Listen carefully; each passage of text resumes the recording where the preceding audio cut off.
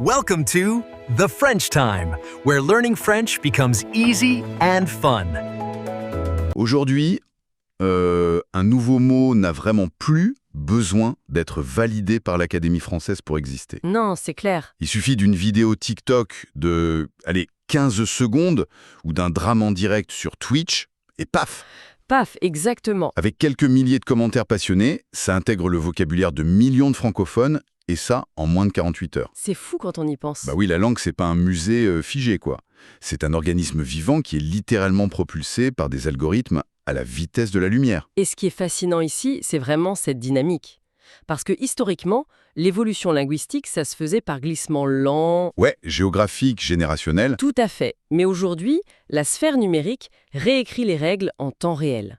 Le vocabulaire qui émerge sur nos écrans, c'est pas juste une mode passagère. Non, pas du tout. C'est une architecture sociale hyper complexe, qui est conçue pour capter l'attention, forger des identités et ultimement créer de l'engagement, en fait. Bon, décortiquons tout ça. Le sujet de notre plongée aujourd'hui, c'est vraiment de décoder ce langage, le langage des influenceurs et créateurs de contenu francophone de cette année 2026. Un langage très riche, oui. Et à partir de notre corpus de sources, qui est, disons-le, un véritable guide de ce vocabulaire social, on va explorer cet écosystème bouillonnant. C'est un sacré mélange d'ailleurs. Ah ça oui, des anglicismes, de l'argot, de l'hyperréactivité et un enthousiasme qui déborde souvent.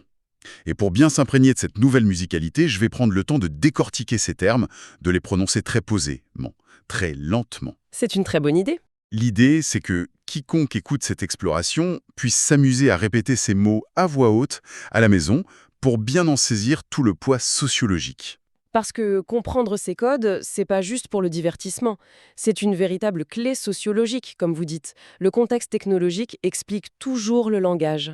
Complètement. Et comprendre ces mots, c'est ouvrir la porte à la psychologie de toute une génération numérique. Alors, avant de pouvoir parler cette langue, il faut d'abord savoir où elle se parle, en fait.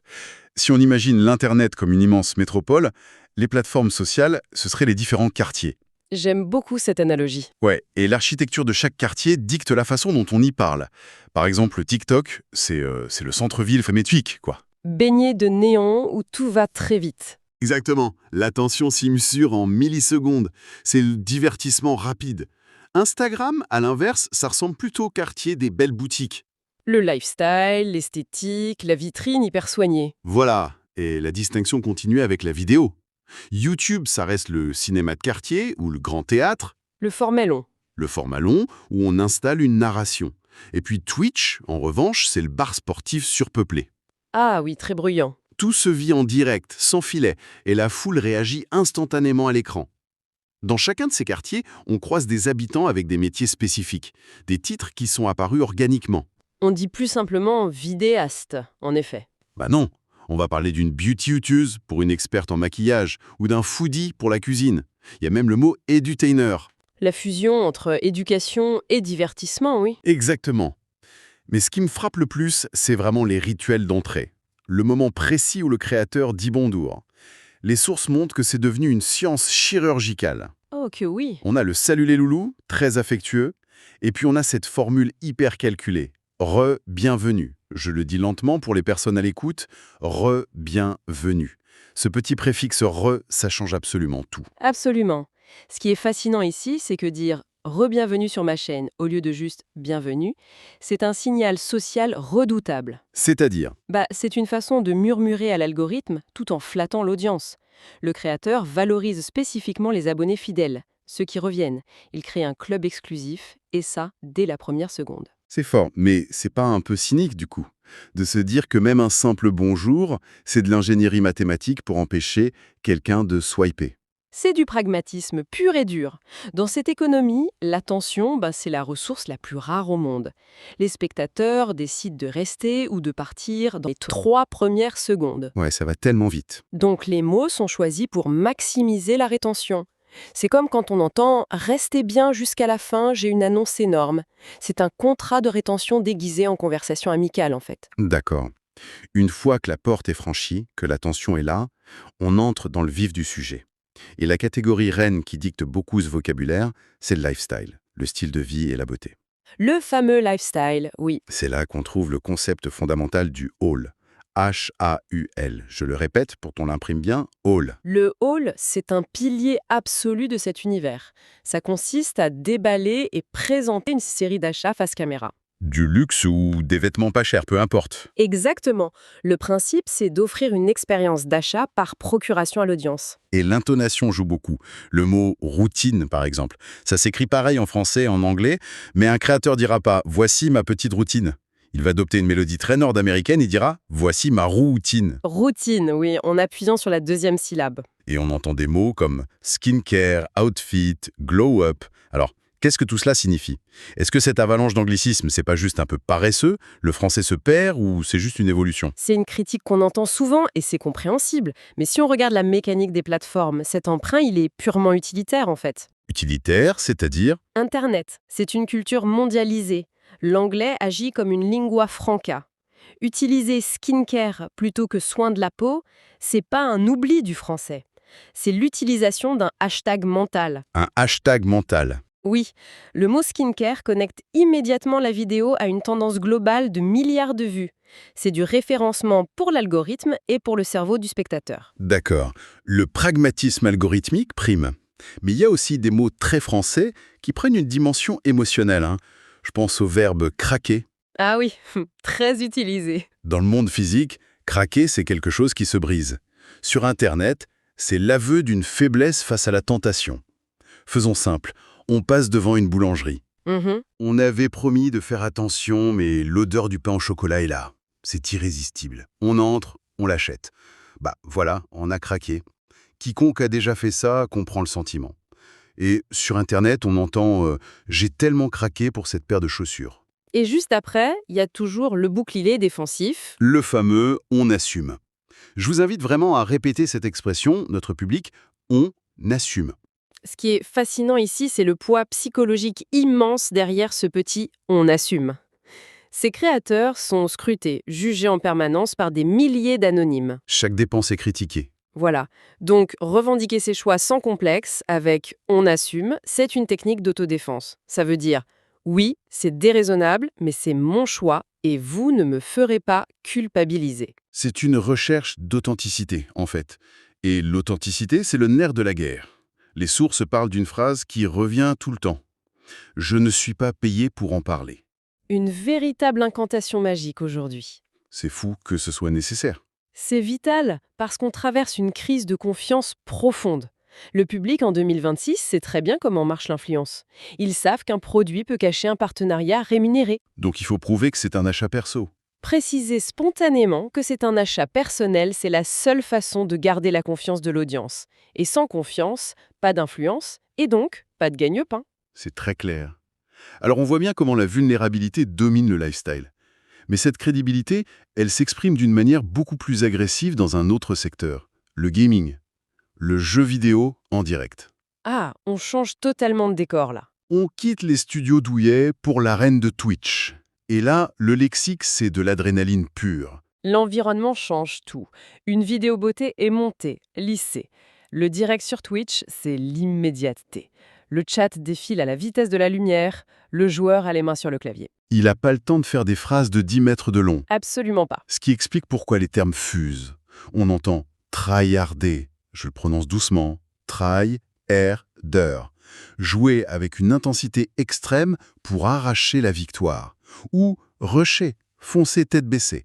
Et puis il y a ce mot amusant, le smurf, S-M-U-R-F. Le concept de Smurf, oui. Alors, pour imager simplement, c'est comme si un footballeur professionnel mettait une fausse moustache pour aller jouer incognito dans l'équipe amateur du village, juste pour écraser tout le monde sans effort. C'est ça un smurf, un vétéran qui crée un compte débutant. Et phonétiquement, c'est un mot très dur. L'échec se sanctionne, on va dire, rect, déformation de wrecked en anglais. Pour dire qu'on est détruit, quoi. Voilà. Ou il me delete, comme effacer de l'existence numérique.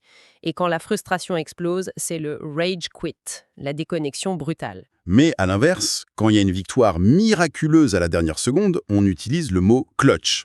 C-L-U-T-C-H. Ce mot est génial, clutch.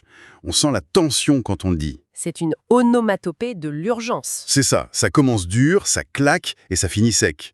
Une action clutch, c'est sauver son équipe sous une pression monumentale. Alors qu'est-ce que tout cela signifie au fond finalement? Si on relie ça à une perspective plus large, on voit que le jargon du gaming est purement utilitaire, orienté vers l'action. L'anglais y prédomine parce que c'est concis. Taper GGWP pour Good Game Well Played, ça prend une fraction de seconde dans le chat. Et qu'on fasse une action clutch ou qu'on présente sa routine beauté, le but est le même. Cimenter le lien avec la communauté. C'est là que ça devient vraiment intéressant. On touche à la monnaie de l'engagement. La profondeur de la relation, oui. Le public ne fait plus que regarder. Il interagit, valide ou rejette. Et un tout autre vocabulaire émerge des commentaires. On utilise « spoil » pour pas gâcher une surprise. Et pour dédramatiser l'effort, on dit « c'est du taf ». Le travail, oui. Prenons un exemple du quotidien. Vous préparez un énorme repas de famille. Quand les invités arrivent, tout a l'air facile, joyeux. Mais en cuisine, c'était la guerre. Voilà, des heures de sueur. Dire « c'est du taf », c'est montrer l'envers du décor. Rappeler que derrière une vidéo de 10 minutes, il y a 40 heures de montage. Mais le compliment ultime, le graal absolu, c'est le mot « relatable ». Relatable, oui. Ce mot définit parfaitement l'évolution des attentes du public. Mais c'est fou qu'on n'ait pas d'équivalent court en français. Relatable, c'est s'identifier profondément à quelqu'un, à ses imperfections. Le français utilise des périphrases, souvent. Mais au-delà de la linguistique, l'omniprésence de relatable, ça marque la fin de la perfection. Il y a 10 ans, on voulait du rêve, du lisse. Des plages parfaites sur Instagram. Aujourd'hui, on veut voir le créateur galérer, rater sa recette. Être relatable, c'est briser le 4e mur, abolir la hiérarchie. C'est une transparence radicale, sinon c'est le tribunal. La sentence tombe directe. On dira que la vidéo est cringe pour exprimer un malaise, ou on parlera d'un red flag, un drapeau rouge. Ce qui est intéressant avec le red flag, c'est que ça vient de la psychologie amoureuse. Appliqué ici, ça signale un comportement toxique d'un créateur. Ça montre le sérieux de la relation parasociale. Et quand tout va bien, on dit c'est la vibe, ou face à un super projet, c'est les dingueries. Ces dingueries tissent une vraie toile d'appartenance. Et ce qui est merveilleux, c'est que ça dépasse complètement les frontières de l'Hexagone. La francophonie numérique en sort incroyablement grandie. Exactement. Les algorithmes ne demandent pas de passeport. Le Québec, par exemple, apporte une inventivité folle. Quand une vidéo marche bien, on ne dit pas qu'elle fait le buzz, on dit qu'elle va pogner. Pogner. Très charnel comme sonorité. Très accrocheur. Et pour l'émerveillement, on dira c'est le bout du bout, ou pour une situation folle, c'est flyer, souvent avec un hostie pour marquer le choc. Je vous invite à jouer avec ces sonorités chez vous. Cela soulève une question importante d'ailleurs. Les réseaux démocratisent la langue. L'Afrique francophone est un moteur créatif colossal. La Côte d'Ivoire, le Sénégal, le Cameroun infusent leur code. Avec des intonations spécifiques. C'est chaud, waouh. L'afrobeat dicte les tendances sur TikTok. Et la Belgique, la Suisse, avec des mots comme 90 ou la drache pour la pluie. Et un humour souvent plus absurde et autodérisoire, ce qui change du premier degré habituel. Le français d'Internet n'est plus dicté par Paris. C'est la magie du net. Une maquilleuse à Montréal peut utiliser une expression née hier à Dakar grâce à l'algorithme. C'est la langue désentravée. Le lexique appartient à ceux qui l'utilisent, pas à ceux qui le légifèrent. Bon, pour résumer un peu tout ça, on a exploré les quartiers des plateformes. On a vu le besoin vital d'authenticité dans le lifestyle. Il faut assumer d'avoir craqué. On a vu l'adrénaline des gamers avec le clutch et le smurf. L'importance d'être relatable pour sa communauté pour éviter les red flags. Et la beauté de cette francophonie mondialisée, des draches jusqu'aux choses flyées. Et pour notre public, maîtriser ces codes, c'est pas juste regarder YouTube. C'est la clé pour comprendre comment des millions de jeunes pensent et créent des liens profonds aujourd'hui. C'est le français dans ce qu'il a de plus vivant. Mais ça nous amène à une pensée finale, un peu provocatrice. On a vu que ce langage évolue à une vitesse fulgurante pour plaire aux algorithmes, pour retenir l'attention à la milliseconde près. Alors on peut se demander, les futures générations, elles communiqueront avec une langue façonnée par l'échange humain naturel, chaleureux, ou bien avec un dialecte entièrement conçu par l'ingénierie mathématique des géants de la technologie. Voilà, une petite réflexion laissée en suspens pour nourrir la curiosité d'ici notre prochaine plongée.